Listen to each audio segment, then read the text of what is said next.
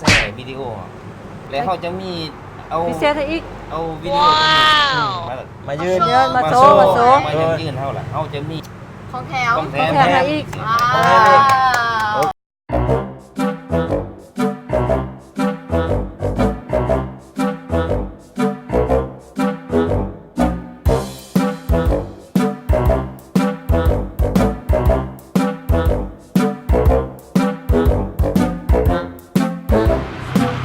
อ้าวปุ๊เป้หวะ เอ้าสวัสดีกิ๊ว โอ้ยสบายดีน้อง เป็นยังไง หล่อแท้ ว่าโอ้ขอบใจหลายๆมานี่มาเฮ็ดหยังซื้อน้ำกินข้าวแล้วบ่ ยังเลยหิวเข่าอยู่เลย มักกินข้าวซอยบ่ มากวาดไอกิ๊วมา ด้วยอันไอซิเลียงเด้อหานใหม่ อ๋อแท้ว่ะ โดยโดยมาโอ้ยโดย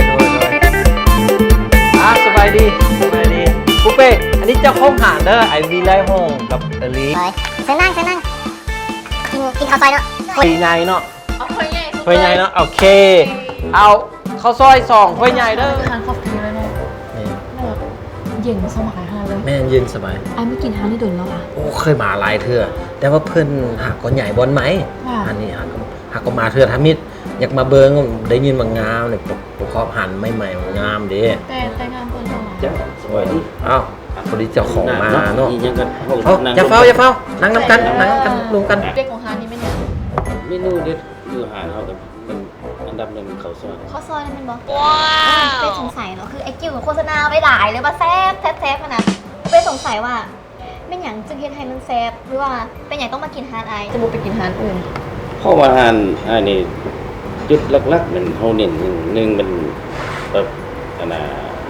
สะอาดพักปลอดสารพิษ ว้าว และประเภทน้ำซุปมันจะบุเขาจะบดมีแป้งนัว บ่มีแป้งนัวได้ยิน บ่มี บ่ แป้งนัวว่ะ แม่นหลายคนสอกค้านที่บ่มีแป้งนัวตอนนี้แม่นบ่ เราถ้าบุมีเป็นนัวให้จังไหนมาที่แซฟสะอาย โอ้ยแซ่บ แซฟเลย มันจะมีสูตรเด็ดเนาะ เรามาลองซิมกันเราสตีเบิร์น เศร้า กินหอมลอยมาเลยน้องขอก่อนเด้อ ใหญ่เนาะ จะเป็นถ้วยใหญ่ ต้องมี กินเป็นอะไรกินบ่ได้บ่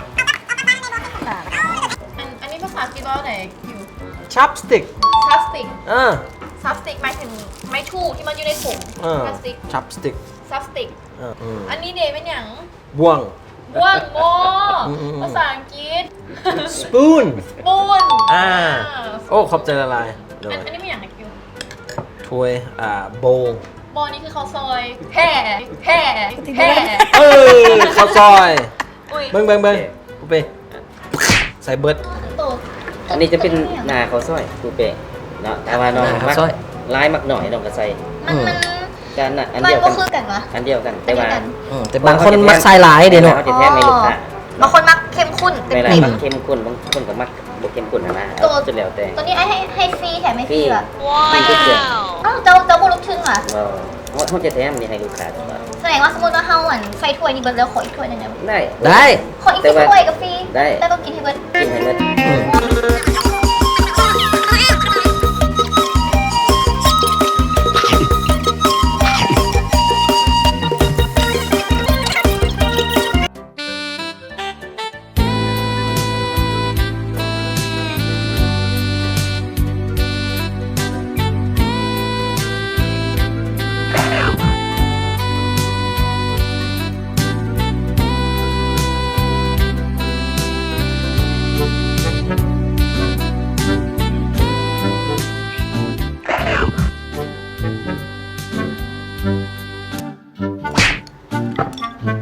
เมื่อละ ไอกิวกินไปยัดสไลด์ขนาดเลย แม่นบ่เมื่อ ท่านไฮไลท์ไปกินโมเวิร์ดน่ะ โอ้ ไฮไลท์ถ้วย ส่งกับบ้านให้เขาเลยเด้อลุงผิดไอ้กิ่วเลยไอกิวกินขนาดเล โอ้ ย อิ่ม พุ่งขึ้นเลย แซ่บอีหลี อ๋อแล้วผมเหมือนวันนี้แล้วผมจุดพิเศษอันนี้แหละจุดพิเศษอันดับหนึ่งของร้าน หน้าข้าวซอย ข้าวซอยแม่แล้ว แซ่บ แซ่บแหลนต่างย้อนเขาอันนี้ที่ว่าปรุงรสชาติไล่สมองเนาะอันนี้เนาะเอาไว้ดนก็ได้ ขั่ว น้อยสุด3 ชั่วโมง เอา เก็บ ฮะ ไป ไล่สุด5 ชั่วโมง 5 ชั่วโมง ผิดนั่นยังขนาดเอามาจากตลาดก็สั้นผิดจะเป็นค่าประจำเขาเจ้าเลย ว้าว เราจะจงไว้ให้เขาแต่ละอาทิตย์เนาะเมื่อได้เขาเจ้าลงเขาเจ้าจะส่งมีสลัดบอมีทุกอย่างพวก เส้นเนาะ โดย มาเตลมพระบางบ่ บอ อ๋อห้องงานก็อยู่ โรง เวีย งาน ง อยู่เวียงนี่แต่เป็นคนล่วงมาบางมาเห็น โด อื ย ม อ๋อแซวเก็บไปโดน เก็บไปโดนบ่ได้ ต้องสด สดๆเลยเขาจะเห็นตอนเช้าเขาจะเอามาส่งเขาเนาะขัดตื่นสมาตัวมาเลยอีกขันตัวเก่านี่ผิดมาได้แล้ว ถามเพิ่นแชร์วิดีโอนี่สิเฮ็ดจัง แซ่วิดีโอ แล้วเขาจะมี